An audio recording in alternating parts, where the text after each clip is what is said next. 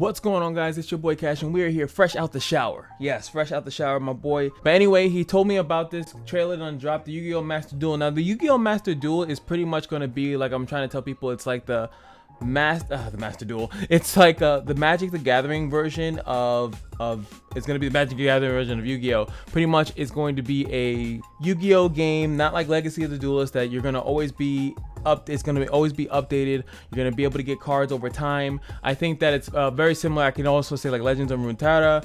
I don't know why I said it like that, but it's similar to like that. So pretty much you're gonna have a card game. It's gonna be updated, bounced, and it's gonna be most likely free to play. That's where the part that scares me, because when a card game comes out and you make it free to play, they're gonna have some type of weird way of making how you actually achieve the cards. And I think that that's what's gonna be a little bit scary for me, because Yu-Gi-Oh! Has a lot of cards, especially if they put in every single card. So if they put in every single card, like how is that gonna be balanced and stuff like that? You know, I don't want to be playing with Garuzis and you know, Baby Dragon. Meanwhile, this dude summoning special summon. I summon my special summon. My special summon summons another special summon that summons a trap card that makes a ritual that does a Xyz, that does a link summon, and I'll be like, concede.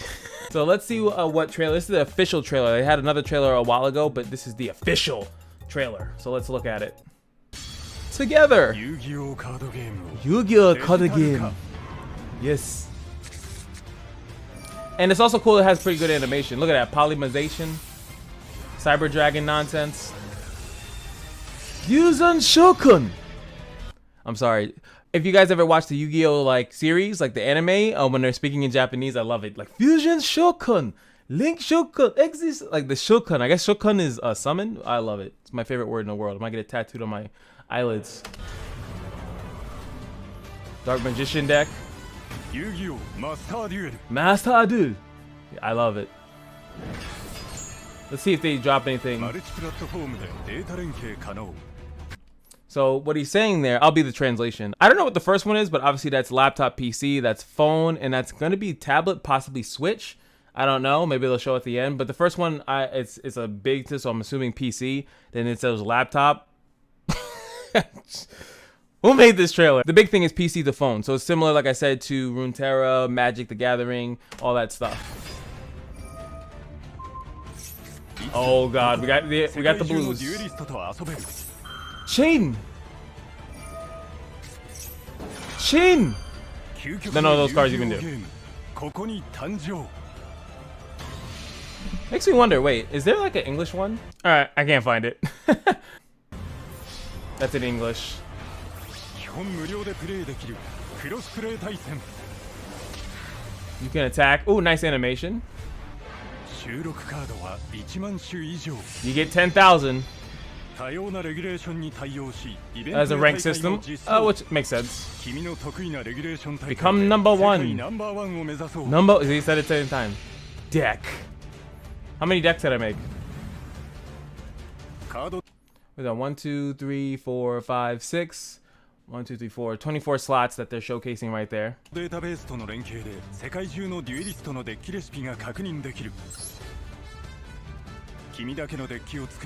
That's standard 40 cards, 15 side deck.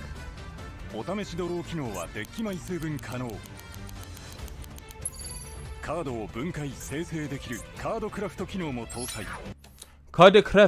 card crafting is really important in these type of games. It's all we see rarities there. Rare, neutral, rare, secret rare, SR, you see UR. So there's gonna be rarities. That means definitely gonna be packs.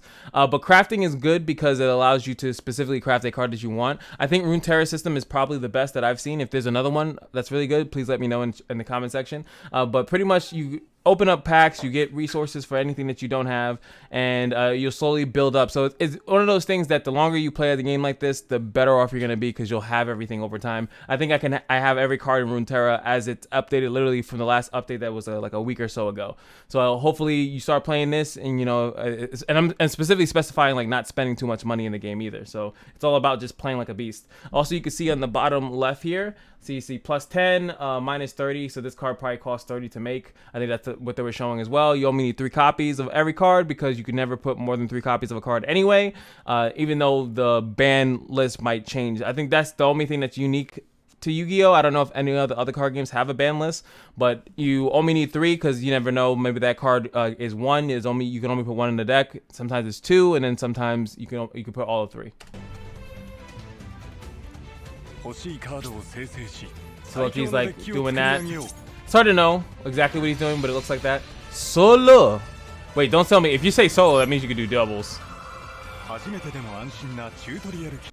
Practice, and you can also practice and then go. Maybe they're just saying it's training. Like there's a tutorial, and it's good because there's a lot of confusing nonsense in this game, especially with all the new summons in the game. 壮大な物語を体験できるソロモード。数多くのストーリーをプレイしながら遊戯王の世界により深くダイブしよう。So what is that? I was like, okay, you win. Practice, scenario, practice, duel, goal, lock. They're pretty much showing like a campaign mode, like something that a lot of these games are starting to realize that not everybody wants to play online. Not everyone wants to do PvP. So, you know, there should be enough PvE in these games, and that's great. I also used to like they had like the puzzle duels, I think, back in the day in the old Yu-Gi-Oh games. So you would have a way to actually do like a puzzle. Also on the top right, you can actually get a little glimpse of like the little resources that they have in the game too.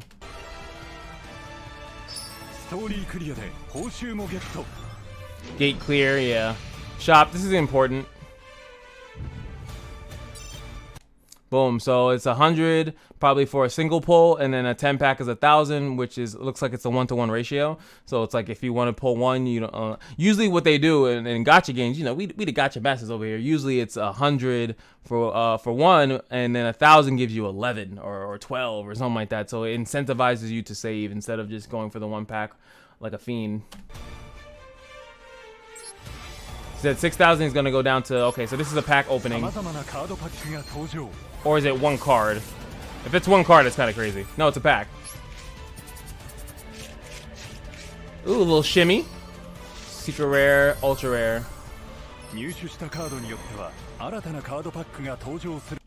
Now, I'm gonna just go back for a second because you got 10 packs, right? 1, 2, 3, 4, 5, 6, 7, 8. So that's only 8 cards. So that's good.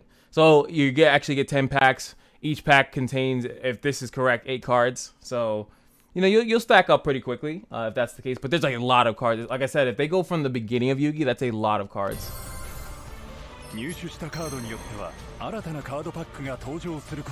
My man Obelisk is in the building. You saw him?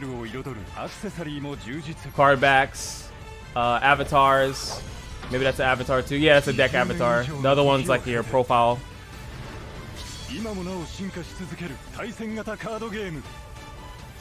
Exactly.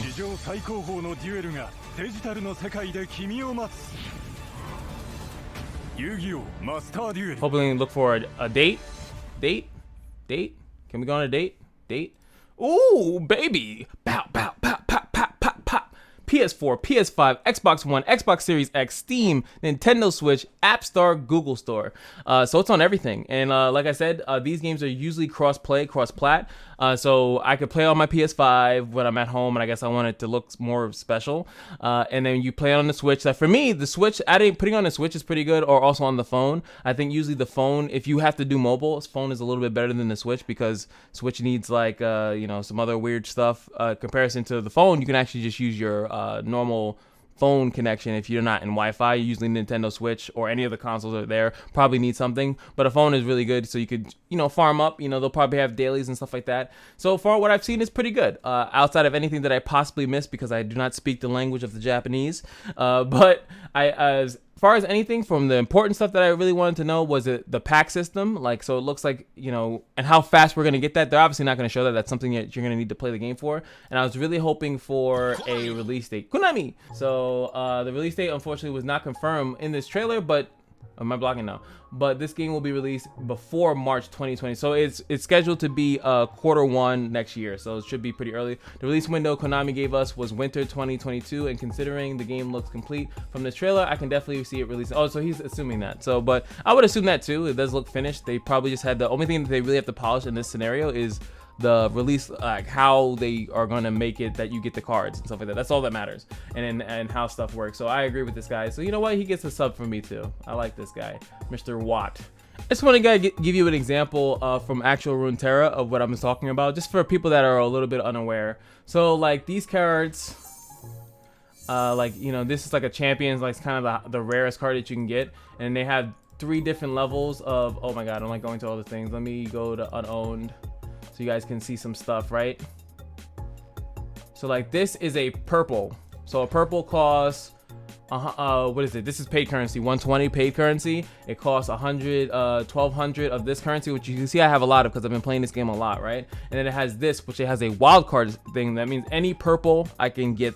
I can get one of these for these. I have 2 of these. I have 40 of the greens, which is the most common. So this system I think would really work, especially because they have so many cards. They have to assign rarities to Yu-Gi-Oh cards, which is going to be probably slightly controversial. Obviously, probably the more banned cards or the more likely cards, like the super mega blue eyes, will probably be, you know, a purple or considered a champion card of in Runeterra. But you know, like they're really cards. So they have 4 rarities in this game, and I think that was what we saw right over there, right? Neutral, rare, super rare, ultra rare. We saw 4, right? So it's kind of similar to this system right here. I can't show you how much a champion costs. A champion I think costs 36. I have all the champions in the game because I've been playing, and I usually get them fairly quickly. So I have every single champion in the game. And again, that's what I assume, is that if you keep playing a game like this, if they do it like this, you can eventually get all the characters. So it's not as much as you feel entitled to spend money. You might want to buy the event. They did show events, that they're gonna have events and stuff like that. I feel like it's gonna be very similar to Runeterra. I think this is a really good model to go after,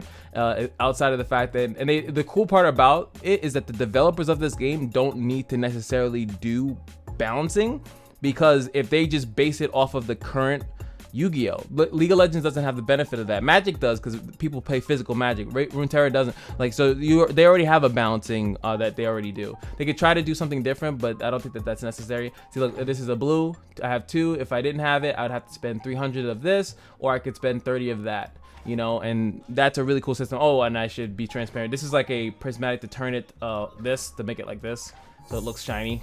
If I wanted to make this shiny, I can use that currency. That's what this currency is. And they could do that too. Maybe you have a holographic, more holographic thing, or maybe, you know, whatever they feel like doing. You know, I really feel like this is a really good system that they can implement into the game, and I'm assuming that's what this is. Boom, this one is a green, costs 1 of this. I have 40, 100 of these. And I could probably, like I said, get every card, but I only get cards when I'm trying to make a specific deck, and then I'll get it. And I think in Hearthstone, what you could do is that you could take a card like this, and I think that's what they were showing, is that I could disenchant this for a certain amount. So we know this one costs 100 of these. Maybe you get 50 for disenchanting and get 50% back. And then with that, then you go buy other cards that you really want. They could do that system as well. I think that works fine, but I think that sometimes what happens with that system is that you disenchant something, and then later on they do buffs or nerfs or balances, whatever, and then the card, you want that other card back. So usually it's like, maybe don't do that, or just be patient. But anyway, again, YFOs in the comment section below. That's M.F.O. I think the game's gonna be great, and let me know if you guys are excited for it, if you guys are gonna be investing into it, whether it just be time or money. Let me know. I'm waiting. But that's M.F.O. Now you guys know. Like, comment, subscribe, and I'll see you guys in the next video. Peace.